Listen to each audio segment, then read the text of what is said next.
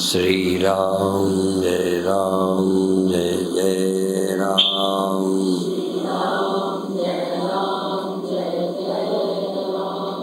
सच्चिदानंद भगवान की, सनातन धर्म की। कभी कभी जब मैं भोजन करता हूँ तो बेस्वाद लगता है, लेकिन मैं ये नहीं समझ पाता कि क्यों। बहुत ध्यान देने पर पता चलता है कि नमक कम है या मीठा कम है या कोई चीज़ ज़्यादा है, इसलिए अच्छा नहीं लगता। अच्छा नहीं लगना ये एक चीज़ हो गई। क्यों अच्छा नहीं लगता उसको ठीक समझ लें तो उसका उपाय हो भी सकता है।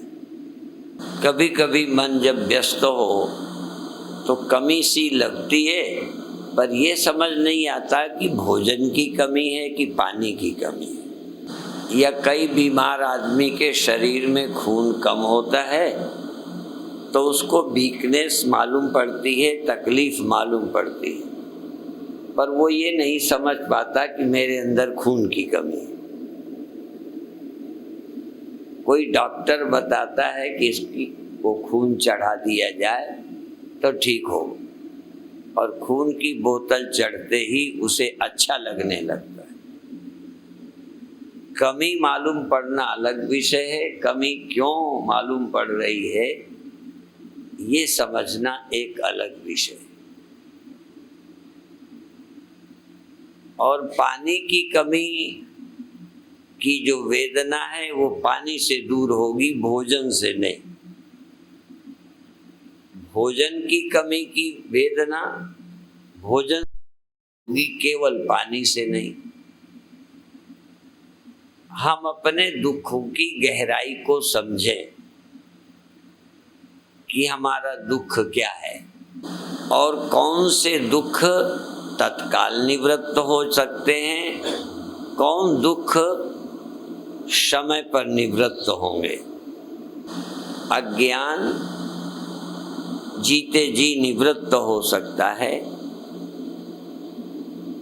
पर अज्ञान जन्य कुछ दुर्विचार ज्ञान से निवृत्त हो सकते हैं, पर ज्ञान होने के समकाल शरीर निवृत्त नहीं होता।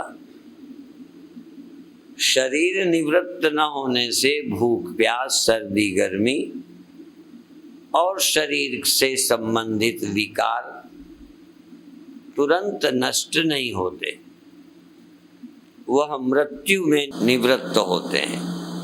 इसलिए 2 बार ज्ञानी की मुक्ति होती है। एक बार जब ज्ञान हो जाता है तब, और दोबारा जब शरीर निवृत्त होता है।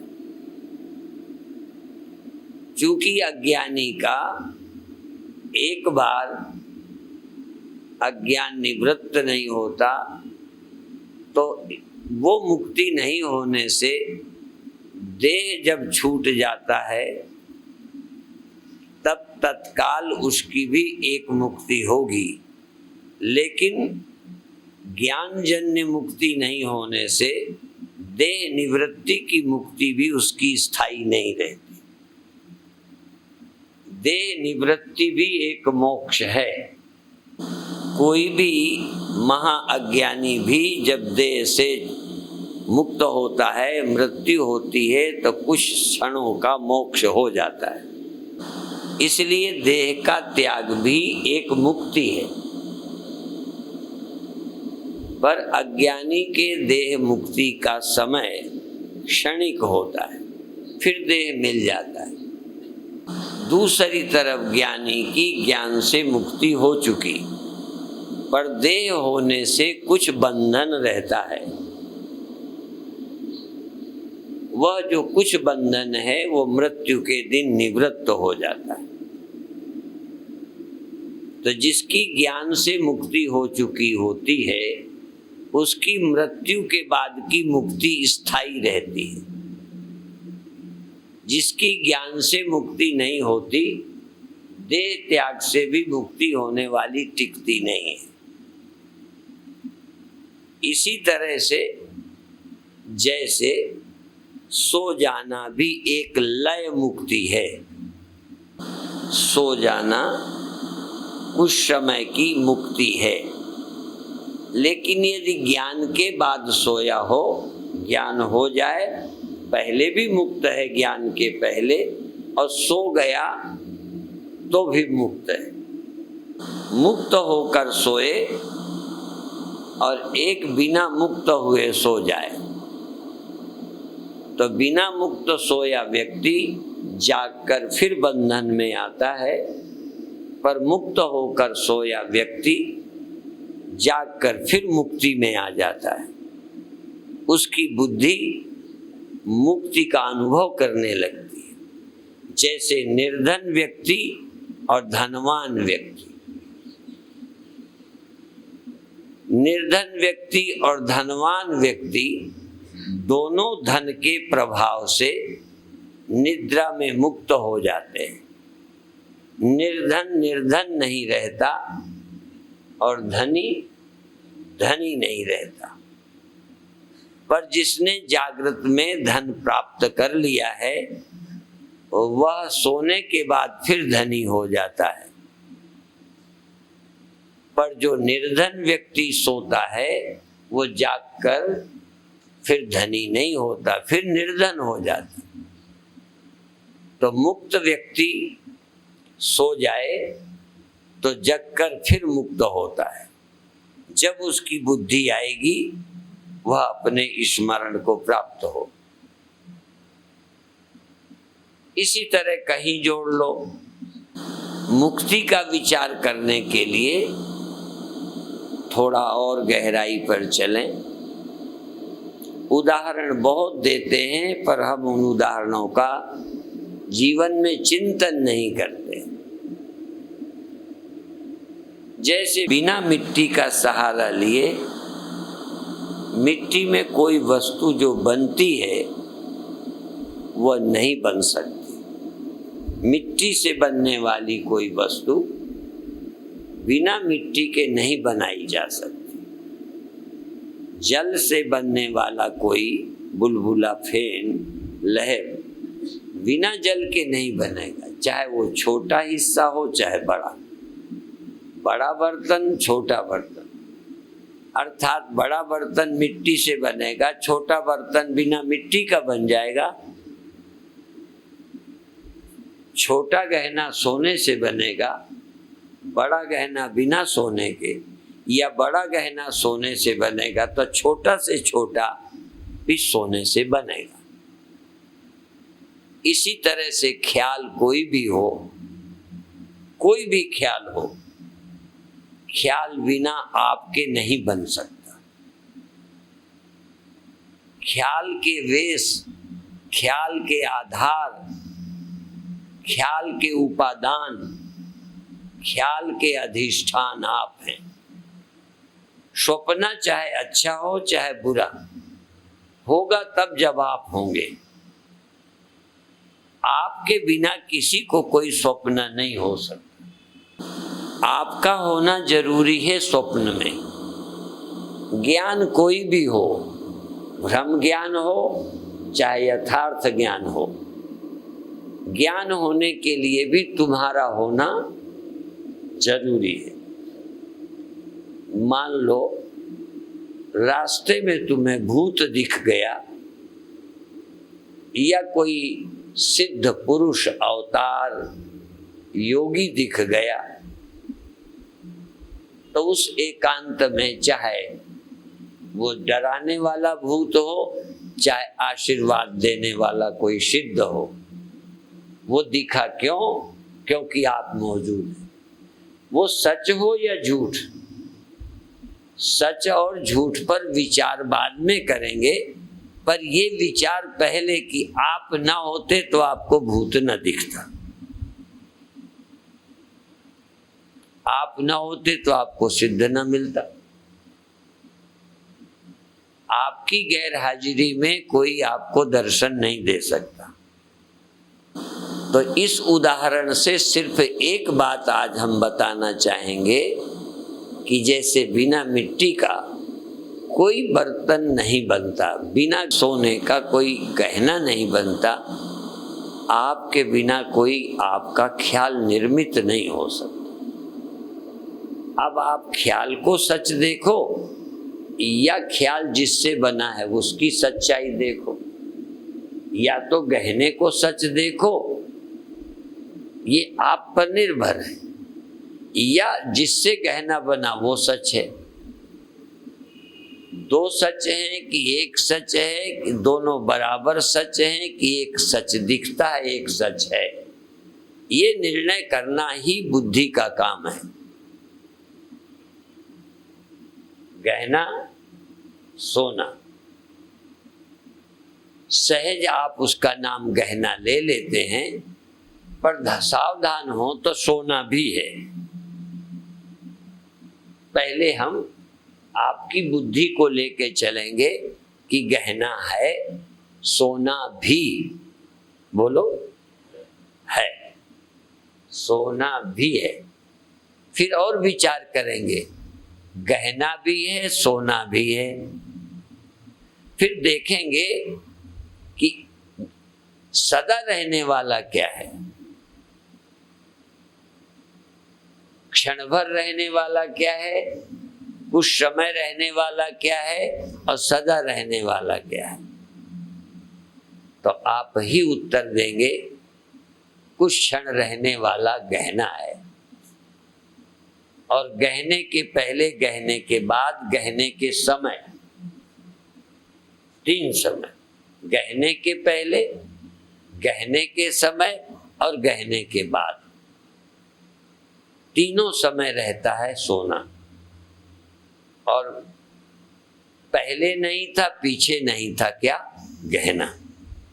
गहने का तीन काल नहीं है, यदि लगते भी हैं तो वो आप एक समय के ही तीन समय कर लेते हैं। कुछ देर पहले भी गहना था, कुछ देर कहेंगे, सदा नहीं, कुछ देर पहले था, अभी है, कुछ देर बाद तक रहेगा।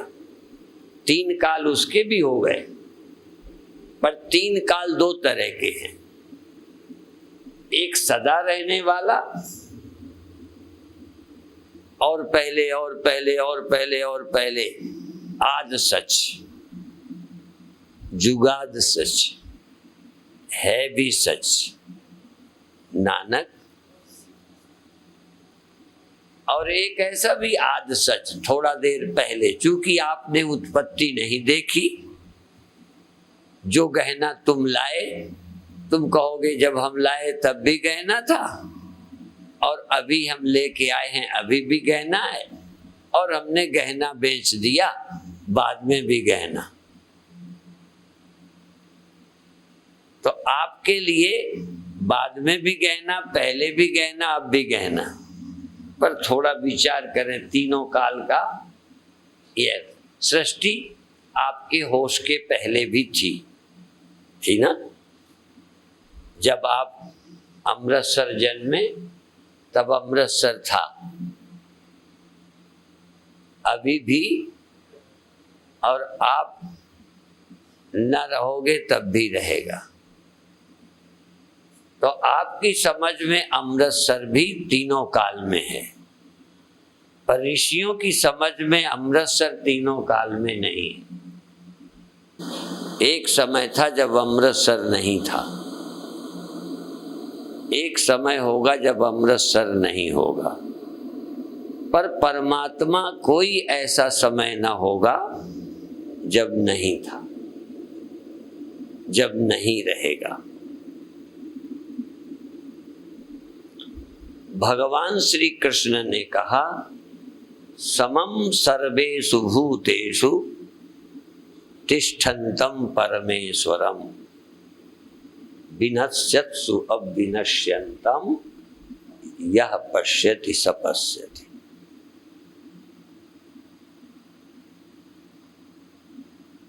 समम सर्वेषु भूतेषु, कोई गहना, कोई बुलबुला, कोई बर्तन मिट्टी का, कोई गहना सोने।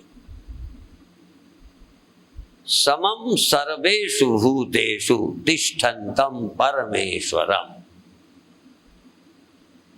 सब में, चींटी में, कुत्ते में, बिल्ली में, आदमी में, संत में, राम में, कृष्ण में, देवी में, देवता में, समम सर्वेषु भूतेषु, जो भी पैदा हुआ है, यदि पैदा हुआ है, चाहे कृष्ण हो, चाहे राम हो, चाहे मैं हूं, तुम हो, यदि पैदा हुआ है कुछ, बड़ी ईमानदारी से ऑपरेशन करना है। जो भी उपजा है उसमें रियायत नहीं। गणित ये नहीं होता कि अमृतसर में 2 2 4 होता है, जलंधर में 2 2 5 होता है, और कहीं कहीं 2 2 मिलके 3 होता है। ऐसा नहीं होता। सिद्धांत सिद्धांत है। जो उपजा है वो विनष्टा है। परो आज की काल, जो उपजे सो विनशी। परो आज की काल, परसों, आज या कल, कब विनसेगा थोड़ा टाइम का फर्क हो सकता है। कई कीड़े आज पैदा होके आज ही जवान होके आज ही उनके बच्चे अच्छे हो जाते हैं, शाम तक बूढ़े होके मर जाते हैं। तुम्हारा दिन जरा लंबा है। किसी की जिंदगी 1 दिन की है, किसी की जिंदगी 1 घंटे की है। मलेरिया के कीटाणुओं की जिंदगी छोटी होती, वो जन्मते हैं, जवान होते हैं और मर जाते हैं। मैंने बताया ना कि एक बार मैंने पूछा कि भी मलेरिया के कीटाणु से बुखार आता है और आप कहते हो मर जाते हैं, तो फिर दूसरे दिन बुखार क्यों आता है? तो कहते हैं ये ऐसे ही है जैसे तुम्हारे बाबा मर गए और दुनिया अभी है। अब वो मर गए, तुम्हें छोड़ गए। लोग कहते हैं बेईमान या कोई भी कह दो, वो मर गया पर अपनी औलाद छोड़ गया। तो मलेरिया का कीटाणु जन्मता है, फिर थोड़ा जवान होता है। जब वो जवान होता है तब हमें बुखार आता है। उसकी जवानी हमारा बुखार है, और वो बूढ़ा होके मर जाता है, लेकिन वो अंडे दे जाता है और वो फिर बच्चा हो जाता है, फिर वो जवान होता है, फिर हमें बुखार आता है। उसी का नाम गैप है, छोड़ के बुखार आता है। ऐसे ही हर चीज पैदा होती है। तो भगवान कृष्ण कहते हैं समम सर्वेषु भूतेषु, किसी को छोड़ा नहीं। समम, परमात्मा सब में सम है, बराबर है। जितना मिट्टी एक इतने से शकोरे में, जिस अनुपात में, जिस अनुपात में मिट्टी शकोरे में, उस अनुपात से घड़े में। बड़ा छोटा बर्तन है, मिट्टी उतनी ही सब में है। बिल्कुल सच्चाई मिट्टी की, जितनी घड़े में सच्चाई मिट्टी की है उतना सकोरे में है। तो समम सर्वेषु भूतेषु तिष्ठन्तं परमेश्वरम विनश्यत्सु अविनश्यन्तम्। नष्ट होने वालों में जो न नष्ट होने वाले को देख लेता है, जिसे दिखता है। नाशवान में जिसे अविनाशी दिखता है, दृश्य में जिसको दृष्टा दिखता है, जड़ में जिसको चेतन दिखता है, चेतन में भी जिसे चेतन दिखता है। उत्पन्न हुए जड़ में, उत्पन्न हुए चेतन में। उत्पन्न हुआ चेतन जिसको जगना कहते हो ये चेतनता है। सुबह पैदा हुई, शाम खत्म। ये जो चेतनता पैदा होती है, जीव फिर खो जाता है। पर इस जगने वाले, सोने वाले, जन्मने वाले, मरने वाले देह या जीव में तिष्ठन्तम परमेश्वरम विनश्यत्सु अविनश्यन्तम। मरने वालों में जिसे अविनाशी दिखता है या देखता है, यह पश्यति। संदेह नहीं, लोगों को गहनों में कोई शक नहीं, सोने में संदेह है, बर्तन में संदेह नहीं, मिट्टी में संदेह, लहरों में संदेह नहीं, पानी में संदेह। जबकि वहां आप ज्यादा क्लियर हैं, यहाँ संसार के होने में संदेह नहीं, परमात्मा के होने में संदेह, नासी के होने में संदेह नहीं, अविनाशी के होने में संदेह है, सृष्टि के होने में संदेह नहीं, रचयिता के होने में संदेह है, सबके होने में संदेह नहीं, सिर्फ एक परमात्मा के होने में संदेह। इतने महात्मा लगे पड़े हैं ये समझाने में कि परमात्मा है, इतने लोग लगे पड़े हैं कि अविनाशी है, नासी है ये समझाना नहीं, वो तो समझ आता। इस विनश्यत्सु अविनश्यन्तम यह पश्यति स पश्यति। इस विनष्ट होने वाले में, न रहने वाले में, जिसे रहने वाला भी दिखता है, न रहने वाली जागृत में, न रहने वाले स्वप्नों में, न रहने वाली नींद में, चाहे क्षण भर को खोए, लहर क्षण भर को खोए फिर हो जाए, इससे कोई मतलब नहीं। लहर बार बार हो जाती है तो सच्ची, यदि दोबारा स्वप्न आ गया तो क्या हुआ? स्वप्न बार बार आता है तो सच्चा होता है, घड़ा बार बार बन जाता है तो सच्चा होता है। कोई चीज कितने बार बन जाए, कितने बार मिट जाए, सवाल इसका नहीं। जो नहीं मिटता वो क्या है, जो मिटता है वो क्या है, फैसला तो इतना करना है। कौन ज्यादा देर में मिटता है, कौन कम देर में मिटता है, ये फैसला नहीं। मिटता है या नहीं मिटता। और आप बताओ कौन नहीं मिटता, मिटने वाला कौन नहीं, ये पहले देखो। अब मिटने वाला फिर विचारो, जो आपको दिखता है परमानंद, ये नहीं मिटेगा। रियायत नहीं करो।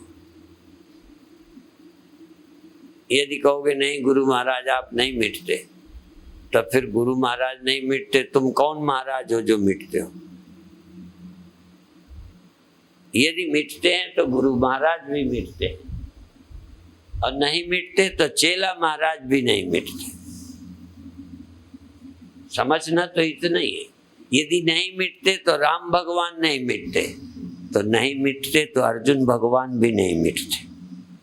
समझना इतना ही है। कृष्ण भगवान भी मिटते हैं, अर्जुन भगवान नहीं मिटते, राम भगवान नहीं मिटते तो हनुमान भगवान भी नहीं मिटते। ये हो ही नहीं सकता कि कोई मिटता है कोई नहीं मिटता। सर्वत्र मिटने वाला है और सर्वत्र न मिटने वाला। चींटी में भी मिटने वाला है और चींटी में भी न मिटने वाला है। ब्रह्मा में भी मिटने वाला है और ब्रह्मा में भी न मिटने वाला है। विष्णु में भी मिटने वाला हिस्सा है, या तो फिर कभी पैदा ही नहीं हुए। यदि पैदा हुए हैं तो उनमें भी मिटने वाला हिस्सा है और उनमें भी न मिटने वाला हिस्सा भी है। पर विष्णु को ये पता है, चींटी को ये पता नहीं है। चींटी को चाहे इतना भी पता है मिटने का, न मिटने का ना पता हो, पर दीवाल को इतना भी पता नहीं मिटने का भी और न मिटने का भी। जिनको दोनों पता नहीं है उनसे सत्संग की चर्चा नहीं करनी। जिसे मिटने का भी ख्याल नहीं आया, जिसकी समझ में मिटना भी नहीं है, वो महाजड़ हैं, वो हमारे प्रवचन के अधिकारी नहीं है। जिन्हें मिटना दिखने लगा है और मिटना बुरा लगता है, मिटना पसंद नहीं है, उन्हें न मिटने की तलाश है और उनको गुरु की जरूरत है। उनको ये दिखाई पड़ना चाहिए कि क्या नहीं मिटता, मैं मिटता हूं या नहीं मिटता हूं। अपने विषय में ब्रह्मा ने निर्णय कर रखा है, विष्णु को निर्णय है, कृष्ण को निर्णय है कि ये मिटने वाला है और मैं नहीं मिटने वाला हूं। हमको अभी निर्णय हुआ है कि हम मिटने वाले हैं, सिर्फ इतना निर्णय और करना है कि हम नहीं मिटने वाले। और ये निर्णय केवल मनुष्य कर सकता है।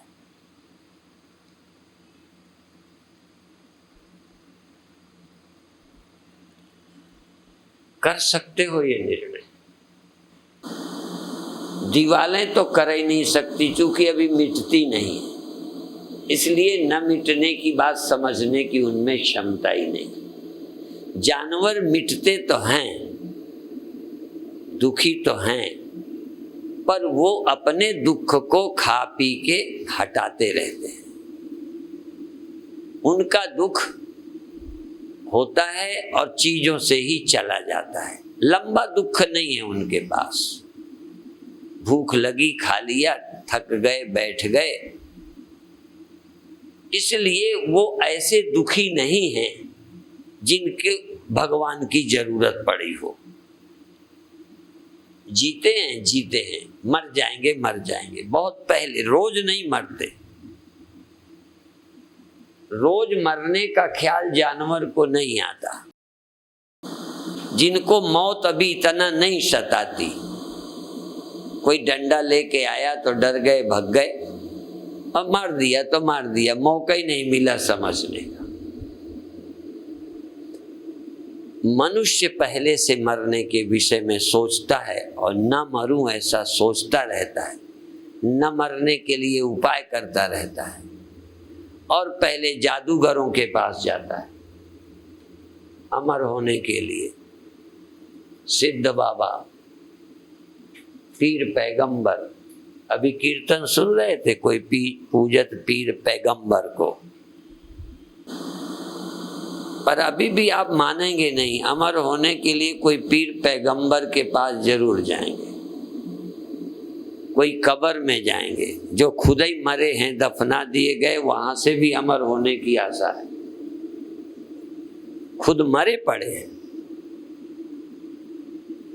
खुद दफना दिए गए, वो तुम्हें बचाएंगे। जो शरीर छोड़ गए उनसे भी मनौती करते हो कि हमारे लड़के का ख्याल करो। ये ख्याल नहीं आता कि जब वही चले गए तो तुम्हारे लड़के का क्या ख्याल करें, इतना ख्याल नहीं आता। और जिस अर्थ में राम नहीं मरे उस अर्थ में तुम भी नहीं मरोगे, और जिस अर्थ में राम नहीं है आज उस अर्थ में तुम रहना चाहते हो। यदि शरीर से वो आज नहीं तो सारे मंदिर बेकार हो जाते, वो जहाँ सचमुच होते वहाँ हमारी भीड़ इकट्ठी होती। आजकल तो जहाँ एडवर्टीजमेंट ज्यादा है वहाँ ज्यादा लोग चले जाते, जहाँ के पुजारी प्रचारक एजेंट अच्छे हैं उस मंदिर में भीड़ ज्यादा है। और यदि भगवान सा शरीर आज कहीं आ जाते ना तो सब मंदिर बेकार होते। इसलिए कोशिश भी है कि वो ना आए, और आ जाएंगे तो लोग कहेंगे ये नकली हैं, असली वाले मंदिर में। तो भगवान कृष्ण क्या कहते हैं? हम भगवान कृष्ण को क्यों भगवान कहते हैं? हम भी भगवान कहते हैं। हम इसलिए कि उन्होंने कोई चीज पर्दा नहीं रखी। वो साफ कहते हैं कि कोई नहीं रहने वाला है, और न रहने वाला सब जगह है, न रहने वाला भी सब जगह है। जहाँ देखो न रहने वाले। पर भगवान कहते हैं समम सर्वेषु भूतेषु तिष्ठन्तं परमेश्वरम विनश्यत्सु अविनश्यन्तं या पश्यति स पश्यति। तो भगवान को दिखता है ना न मरने वाला, कि भगवान को भी नहीं दिख रहा। भगवान कृष्ण को मरने वाले भी दिखते हैं सब जगह, और सब जगह मरने वालों में सब जगह न मरने वाला परमेश्वर दिखता है। और इतना ही नहीं दिखता, वह परमेश्वर मैं हूं ऐसा दिखता है। भगवान कृष्ण को ये दिखता है कि जो नहीं मरने वाला सब में परमेश्वर है वो मैं हूं। मैं हूं माने ये नहीं, ये तो मरने वाला है। कृष्ण का भी देह बोलो न रहने वाला है, और तब भी आप मान लो रहने वाला है, तो फिर हम क्या करें? तुम्हारे दिमाग का इलाज हम क्या कर सकते हैं? यदि रहने वाला है तो दिखाओ ना। हमारी आंखें तरसती हैं, तुम्हारी नहीं तरसती। और यदि वो बने होते तो फिर इतने मंदिरों का झगड़ा ही नहीं रहता। तो उनका भी शरीर नहीं रहा। कृष्ण भगवान में भी नाशी है और वहां अविनाशी है। पर वो भगवान क्यों उनको नाशी के साथ अविनाशी दिखता है। और वो दिखते हैं यो माम पश्यति सर्वत्र सर्वम च मयि पश्यति तस्याहं न प्रणश्यामि सच में न प्रणश्यति। उसके लिए मैं नहीं मरता, मेरे लिए वो कभी नहीं मरता जो मुझे सर्वत्र देखता है। जो एक जगह मुझे देखता है वो तो खुद मुझे भी मार देगा, उसके लिए मैं मर जाऊंगा, मेरे लिए वो भी मर जाएगा। जो मुझे एक जगह देखता है उसके लिए मैं मर गया हूं, मर जाऊंगा। और जो अलग खुद खड़ा है मेरे से वो भी मरेगा, अर्जुन भी कृष्ण भी। पर भगवान कहते हैं न मैं मरूंगा और न मैं भक्तः प्रणश्यति। और जो मेरा भक्त है वो भी नहीं मरेगा, क्योंकि वो आदमी नहीं है, वो मरने वाला है ही नहीं। क्योंकि न मरने वाला अर्जुन में भी है, न मरने वाला कृष्ण में भी है, और न मरने वाला उन दुष्टों में भी है। पर दुष्ट हैं कि उनको दिखेगा ही नहीं। दुष्ट उन्हीं को कहते हैं जिनको न मरने वाले की ओर ध्यान ही नहीं है। तो भगवान कहते हैं विनश्यत्सु अविनश्यन्तं यः पश्यति स पश्यति। और समम पश्यन् हि सर्वत्र, समम पश्यन् हि सर्वत्र समवस्थितम् ईश्वरम् सम अवस्थितम् ईश्वरम् न हिनस्त्यात्मनात्मानं ततो याति परां गतिम्। समम पश्यन् हि सर्वत्र, उसको जो सब में बराबर, कीड़ी में भी उसको उतना ही, मुझ में भी, भगवान में ब्रह्मा में भी उतना ही। ऐसा जो कोई देखता है, समम पश्यन् हि सर्वत्र सम अवस्थितम ईश्वरम, ईश्वर को जो सब में बराबर, कीड़े में भी कम नहीं, मुझ में ज्यादा नहीं। फर्क है, ज्यादा क्यों? जिसने जान लिया उसका बेड़ा पार, जिसने नहीं जाना उसी का बेड़ा गर्क। और जिसी को जानने की जरूरत नहीं वो जानवर, और जिसको जानने की जरूरत है वो साधक। और जो जान गया वो ज्ञानी। जो जान गया ज्ञानी, जो जान गया ब्रह्म, जो जान गया मुक्त, जो जान गया वो मुक्त है। समम पश्यन् हि सर्वत्र समवस्थितम् ईश्वरम् न हिनस्ति आत्मना आत्मानम्। जो ऐसा देखता है ना, सब में स्थित ईश्वर को देखता है, केवल पूजता मानता नहीं, उसकी आंख खुली है। जो देखता है वो फिर न हिनस्ति आत्मना आत्मानम, अपने द्वारा, अपनी बुद्धि से, अपनी समझ द्वारा अपनी फिर हत्या नहीं करता। लोग अपनी ही समझ से अपनी हत्या कर रहे हैं। आप अपनी समझ में मर रहे हैं कि मेरी समझ में? आप कृष्ण की समझ में मरने वाले हो कि अपनी समझ में? बोलो, अपनी समझ। स्वप्न में आप अपनी समझ से सुखी दुखी होते हो कि पड़ोसी की? तो जो ज्ञानी हैं वो फिर अपनी हत्या अपने द्वारा नहीं करते, अपनी सोच से वो अमर होते हैं। अब सयाति परमाम गति, वह परम गति को, मुक्ति को, परम गति अंतिम गति, माने जहां तक जाना था पहुंच गए। परम गति का मतलब पहुंच गए वो। सयाति परमाम गति, कब पहुंचते हैं? शरीर रहते, समझ के रहते।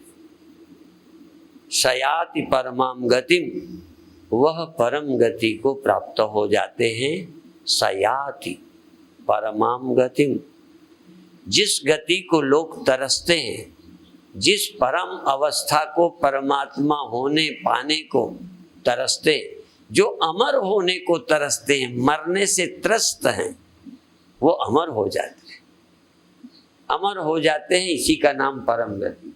मृत्यु का ख्याल ही चला गया, मैं मरता ही नहीं हूं, इन मरने वालों में मैं अमर हूं, इन बिगड़ने वालों में बिगड़ता नहीं, इन विकारियों में मैं निर्विकार हूं, इन जगने सोने वालों में जगने सोने से रहित हूं, मैं सर्वाधिष्ठान हूं। ऐसा जो जान जाते हैं फिर वो अपनी हत्या नहीं करते। न हिनस्ति आत्मना आत्मानम, वो अपने द्वारा अपने को नहीं मारते, अपने द्वारा अपने को दुखी नहीं करते। भले आप बहाना पड़ोसी का करते हो, पर आप अपने आप मरते हो, आप अपने आप दुखी होते हो। आप अपनी समझ में दुखी ना हो तो कोई तुम्हें दुखी नहीं कर सकता।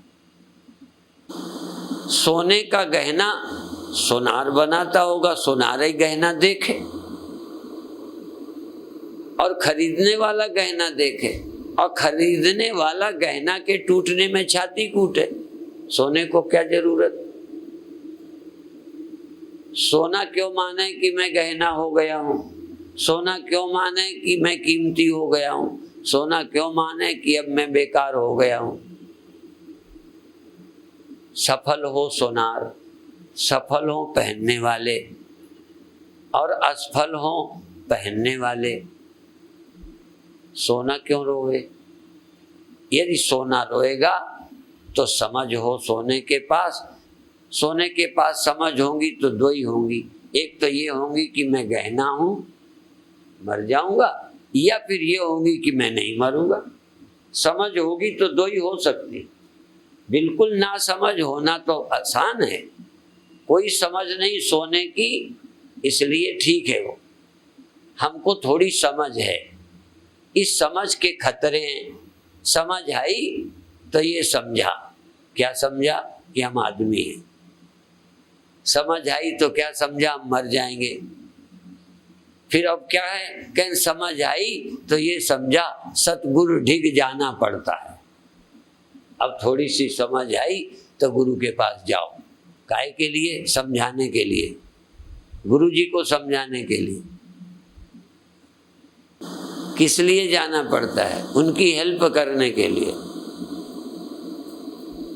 की हेल्प लेने के लिए। काहे की हेल्प? रुपए पैसे की, समझ लेने। तो समझ आई तो ये समझे सद्गुरु ढिग जाना पड़ता है।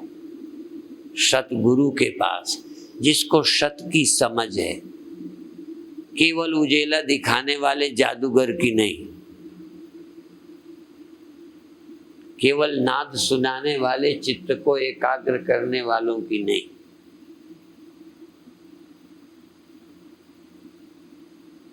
केवल ध्वनि सुनाने वाले जादूगर की नहीं। सुनाया जा सकता है, रोशनी दिखाने वाले की नहीं, जाप में केवल लगाने वाले की नहीं, क्योंकि जाप मरे, आजपा मरे अनादहु मर जाए, ये सब मर जाते, ये परमानेंट नहीं होते। सपने लगातार होते हैं, फिर खो जाते हैं, फिर होते, नाद होता है, खो जाता है, फिर शुरू हो जाता है। होश में आए तो शुरू हो गया, पर जब नाद का पता नहीं होता, जब आपको अपने होने का ख्याल तक नहीं होता, तब भी आप तो नहीं मर गए होते। मर गया होने का ख्याल, मुई सूरत बाद अहंकार, सूरत मर गई, मैं हूं ये ख्याल भी मर जाता है। आपका तो बना रहता है, मैं हूं ये ख्याल भी सो जाता है, मैं हूं ये ख्याल भी मर जाता है। लेकिन यदि मैं मर जाता तो दोबारा मैं हूं का ख्याल कहां से आता? ख्याल ही मरा, ख्याल ही आ गया, मैं ना आया न मैं गया। मुई सूरत बाद अहंकार, वो नाम हुआ, वो नहीं मरा, जिसके कारण सूरत ही जिंदा है, सूरत ही मरती है। ख्याल आते हैं, ख्याल जाते हैं। तुम संसार को मैं समझते हो, हम तो ख्यालों को भी मैं नहीं समझते। ख्याल भी उपजते, ख्याल बुलबुले हैं, ख्याल सपने हैं, मन सपना है, ये पैदा होता है, खो जाता है। जो नहीं पैदा होता, नहीं मरता, वो आप हैं। क्योंकि वो जो नहीं मरता वो आप भी में आपका है, सबका आप है। वो समोहम सर्वभूतेषु समम पश्यन्हि सर्वत्र समवस्थितमीश्वरम न हिनस्त्यात्मनात्मानं शयाति परमाम गतिम। कोई अपने को न मारे, तुम भी न मारो, ये भी न मारे, क्योंकि न मरने वाला ईश्वर जितना तुम में है उतना इनमें है, उतना मुझ में है। और मरने वाला यहाँ भी है, वहाँ भी है। चाहो तो मरो, सब जगह मरने वाला है, सब जगह। इसलिए मरना चाहो तो मरो। देखो, देह को मैं मानो, मन को मैं मानो, मरो। मरना है तो मरो, और बचना है तो वही बचा हुआ है। नजरें बदल गई तो नजारे बदल गए, किश्ती का रुख बदला तो किनारे बदल गए। अब तुम्हारी नजर मरने वाले में है कि न मरने वाले में? विनश्यत्सु अविनश्यन्तम यः पश्यति स पश्यति। मरने वाले की जगह जिसकी नजर न मरने वाले पर है, न मरने वाला होते हुए मूर्ख की नजर मरने वाले पर है। ना समझ की नजर सदा मरने वाले पे रहती है, बिगड़ने वाले पे रहती है। अज्ञानी की नजर बिगड़ने वाले में, न बिगड़ने वाले पे रहती है। सवाल तो सफाई कला नजर की है। इसलिए नजर तुम्हारी निगेटिव है या पॉजिटिव है? तुम किसको देखते हो? देखने की ही कला। भगवान कहते हैं मैं देखने का ही ढंग देता हूं, आंखें देता हूं, मैं दिव्य नजर देता हूं, देखने का ढंग देता हूं। लोग देखने का ढंग नहीं दे पाते, दृश्य को ही दिखाते रहते हैं। उजेला भी तो दृश्य है, नाद भी तो ज्ञान का विषय है, सुरति भी तो विषय है, सब कुछ विषय है। यदि नहीं विषय है तो सिर्फ आत्मा ही अविषय है, बाकी सब विषय है, सब विषय है, सब। और जब ये समझ आ जाएगा कि मैं अविषय हूं, मैं किसी का विषय नहीं, मन विषय, स्वप्न विषय, दुख विषय, नरक विषय, देह विषय, इंद्रियां विषय, यदि विषय नहीं है केवल तो मैं है। और विषय जहर है, विषय विष है, विषय मृत्यु है, अमृत है अविषय, अमृत है अविषय। जो नहीं मरता है वो विषय नहीं है, और सब मरते हैं। और तुम विषय नहीं हो, तुम जाने नहीं जाते, जो जाना जाता है वो मरता है, जो दिसे सो सकल विनाशी। जो जानने में, अनुभव में आता है वो मरता है। जो कुछ कहूं नहीं हूं, यदि कहो ऐसा तो जानने में आया होगा, तभी तो कहा ऐसा, वो रहेगा नहीं। वैसा हो गया था, ध्यान में ये हो गया था, वो हो गया था, बना रहा। आप मर गए क्या? जो जाना मर गया, एक्सपीरियंस गया, तुम नहीं गए, तुम नहीं जाते, तुम नहीं जाओगे, तुम नहीं मरोगे। तुम्हें मरने की गुंजाइश नहीं है और किसी को बचने की गुंजाइश नहीं है। और ये अनुभव, ये नहीं कि तुम ही कर सकते हो, ये चाहें ये कर लें, ये चाहें ये कर लें, और ना चाहें, विष्णु चाहें तो न मरें, कभी न मरें विष्णु, चाहें तो, समझें तो, और न समझें तो विष्णु भी मरें, कोई क्या करे। स्वामी परमानंद चाहें तो मरें, चाहे न मरें, उनके हाथ में है। क्या है हाथ में? नजर। किस पर ध्यान है तेरा? मरने वाले पर या न मरने वाले पर? कोई तुम्हें मारता नहीं, कोई तुम्हें बचाता नहीं। तुम्हारी ही समझ तुम्हें तार सकती है और तुम्हारी ही समझ तुम्हें मारती है। इसलिए बुद्धि ही तुम्हारा उद्धार करेगी, और वो बुद्धि चाहोगे तो मिल जाएगी, नहीं तो औरों के, कई बार तो औरों को भी बांटते रहो, तुम बुद्धिहीन बने रहो। इसीलिए वो कहावत है ना, पंडित और मसालची, पंडित और मसालची और कड़ेरो कब, औरन करते चांदना। पंडित और मसालची, मसालची जो मसाल लेके पहले चलता था, वो औरों को उजेला करता है बारातियों के लिए, पैसे से है ना वो। अपने उजाले के लिए मसाल है कि बारातियों के लिए? अब पंडित कथा किसके लिए करते हैं? तुम्हारे लिए। लोभ मोह का त्याग करो, अहंकार का त्याग करो, नासमझी का त्याग करो। वो कहे तू चाहे उसी नासमझी में जीता रहे, बेचा कर। ये जो बजाज होते हैं ना, मेरे गुरुदेव कहते थे कि बजाज बहुत थान लगता है, बहुत थान के थान लगता है, और रात को सोता है खुला, नंगा सोता है। वो ओढ़ के नहीं सोता, बिकेंगे नहीं फिर, इसलिए उनको रखे सिरहाने, और ठंडी में मरता है। कौन? कपड़ा बेचने वाला। तो पंडित, मसालची, साधु भी कह दो, कोई बात नहीं, ये दूसरे को तारते रहते हैं और अपना मरते रहते हैं। तो औरन करते चांदना, आप हनेरे बिच, आप अंधेरे में रहते हैं, औरों को चांदना करते हैं। तो तुम कहाँ रहते हो? तुम आदमी हो या चेतन? तुम मन हो या साक्षी? जो अनुभव में आता है वो तुम हो या अनुभवी तुम हो? तुम्हारे कारण सब है या तुम किसी के कारण तुम हो? तुम्हारे से सब है या सबके कारण तुम हो? विचार करो, मैं का, मैं कौन हूं? मैं ख्याल हूं या मुझसे ख्याल है? मैं ख्यालों से उपजता हूं या ख्याल मुझसे उपजते हैं? शुरू में ख्याल की जरूरत है। ये ख्याल आना चाहिए कि ख्याल मेरे से उपजते हैं, ये भी ख्याल है। सारे ख्याल मुझसे उपजते हैं, मैं ख्यालों का आश्रय हूं, ये समझने के लिए थोड़ा सा गुरु की जरूरत है, ख्याल की जरूरत है।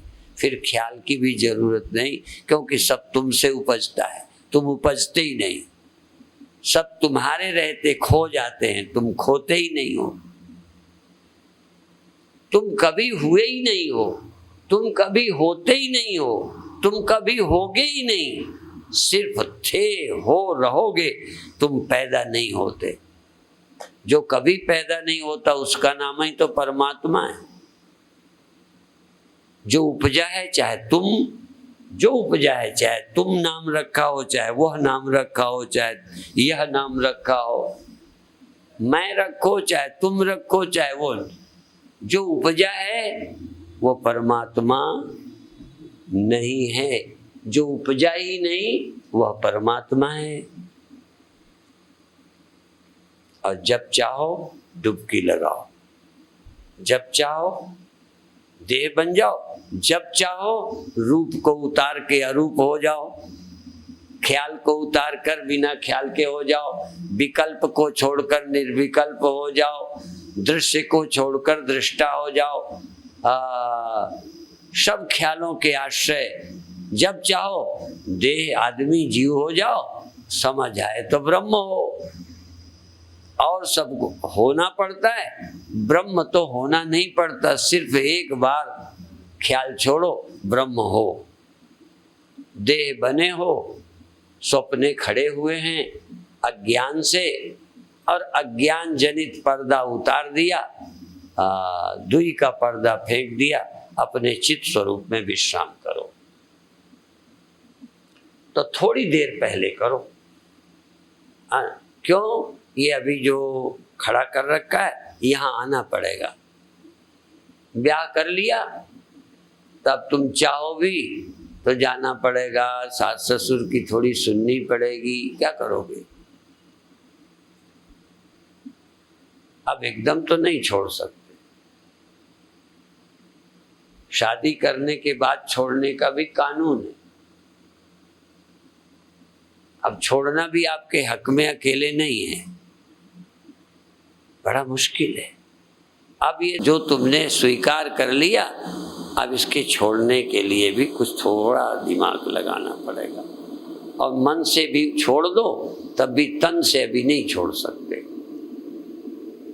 मन से समझो अपन ब्रह्म है, पर थोड़ी देर बाद रोटी कपड़ा व्यवस्था करनी पड़ेगी। इसलिए हमने कहा था पहले ज्ञान से मुक्त हो जाओ, बाकी मुक्ति तो अपने आप हो जाएगी, मरते समय छूट जाएगा। एक मुक्ति तुम प्राप्त कर लो, दूसरी अपने आप हो जाएगी। और एक तुम नहीं प्राप्त करोगे तो दूसरी भगवान नहीं दे सकते।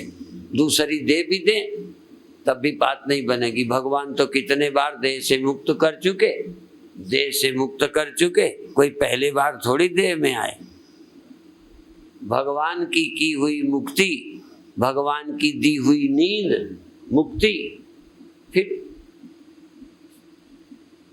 किसी और की दी फिर आ जाती। इसलिए झगड़ा तूने पाया, झगड़ा स्यापा तूने पाया, तू ही इसे निबेड़, तू ही इसे निबेड़। औरों से सुलझे नहीं, और कोई सुलझावे समझे ही नहीं आएगी, कितना समझाए समझे ही नहीं आएगी। आप ही दुर्दशा होके बात समझ में आएगी। झगड़ा तूने पाया, तू ही इसे निबेड़, औरों से सुलझे नहीं, यही अटपटो फेर, यही अटपटो फेर। आप सुलझावे तो सुलझे, और लगावे हाथ तो उल्टो दुगनो उलझे। तू नहीं सुलझना चाहे तो कौन सुलझाएगा? इसलिए तू दिल से सुलझाना चाह तो सुलझ जाएगा। फिर रास्ता और भी बता देंगे, मदद और भी करेंगे। तू नहीं चाहे तो मदद तुझे जहर लगेगी, मदद लगेगी हमको, हमारे मन की नहीं करने देते। हेल्प नहीं लगती, गुरु नहीं लगते, ग्रंथ बेकार लगते हैं, सलाह जहर लगती है। और तू चाहे तो फिर अमृत लगे। तू सुलझना चाहे तो गुरु की वाणी अमृत है। हाँ, अमृत की खान है। और तू नहीं चाहे तो बिना मतलब साधु पीछे पड़े हुए हैं। हम चैन से रहते हैं, रहने नहीं देते, नींद हराम करते हैं, सवेरे से लगा देते हैं गुरुवाणी। हाँ, बाबाओं को तो फुर्सत है ही नहीं, सम्मेलन ही करते रहते हैं। हाँ, उसका कारण है शरीर है तो कुछ जरूरतें सचमुच है। यदि आज रोटी नहीं मिले तो प्रवचन बेकार लगेगा। इसीलिए कहते हैं ना, पेट न पहिया रोटियां, सारी गलना खोटियां। अब वो पेट मांगता है, पर पेट में रोटी पड़ी है तब भी तो गलना सब खोटी है। पेट में रोटियां भी पड़ी हैं, पेटी में पैसा भी पड़ा है, मकान भी है, शादी भी हो गई है, फिर भी तो सब कुछ व्यर्थ ही है। क्या बना? सब कुछ पाके क्या बना? इसलिए अभी आज इतना ही कहकर अभी समाप्त करते हैं। सृष्टि से दृष्टि हटाकर आत्मा में, ब्रह्म में जो अपनी नज़र लाना चाहते हैं उनके लिए, क्योंकि इस नज़र में तो मरना, दुख, मेरा तेरा द्वैत है, और अंदर लौटो अद्वैत है, वहाँ दूसरा नहीं, मरना क्या, जलना क्या। पर ज्ञान होने पर भी थोड़ी देर को आओगे। जैसे शादी के बाद ससुराल भी जाओ, मायके भी आओ, जब तक है तब तक तो आना जाना रहेगा। तो ऐसे ही ये जहाँ तुम पहले रहते थे, ज्ञान होने के बाद भी आओगे। ज्ञान होने का मतलब शादी हो गई, ज्ञान होने का मतलब तुम्हें पिया मिल गया, ज्ञान होने का मतलब घर मिल गया, सच्चा घर मिल गया, तो झूठे में भी आओगे। अभी अभी हम लोगों ने एक आश्रम के लिए जगह खरीदी है मानसा में, तो वो उनकी है, सच्चा सौदा वालों की। तो हमने कहा सच्चा सौदा वालों की जमीन झूठे सौदे वालों ने ले ली, हम झूठे वाले हैं नहीं, पर अर्थ बदल सकता। सच्चा सौदे का अर्थ झूठा भी सौदा है। क्या भाई? झूठा सौदा माने झूठे को झूठा बताने वाले। एक महात्मा ने नाम रखा था मिथ्यावादी। मिथ्यावादी, सबको मिथ्या, सबको मिथ्या, सबको मिथ्या, सबको मिथ्या बताने वाले मिथ्यावादी। सुनो ना, तो जितने सौदे तुमने खरीदे हैं सब झूठ, सब झूठ, सब झूठ सौदे खरीदने बंद कर दो, तो सच्चा सौदा कोई खरीदना थोड़ी पड़ता है। ओम शांति।